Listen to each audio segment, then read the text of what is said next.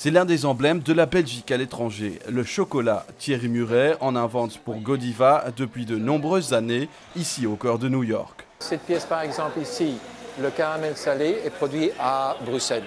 Okay? De même que les truffes que vous voyez ici en dessous, les 3 truffes, ça c'est produit donc à Bruxelles aussi. La qualité belge est reconnue mondialement et principalement ici aux États-Unis. Et ça, les marques belges l'ont bien compris. En 2016, les exports de chocolat se chiffraient à près de 16 millions d'euros.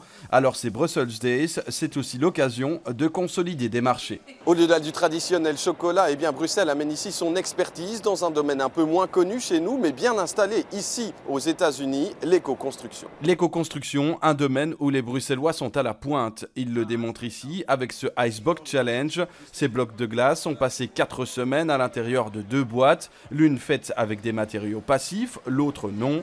Résultat, beaucoup plus de glace dans le bâtiment passif que dans l'autre.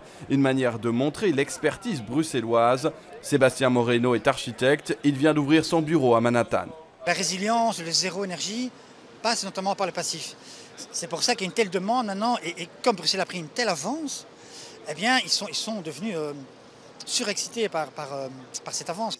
Une expertise bruxelloise acquise dans la foulée des normes strictes imposées en 2015 par la région bruxelloise. Une expertise aujourd'hui recherchée par les Américains. Bruxelles travaille depuis 10 ans déjà pour développer le passif, former leurs travailleurs ainsi que le secteur de la construction qui fournit les matières premières. Ces leçons qu'on essaye d'appliquer ici à New York.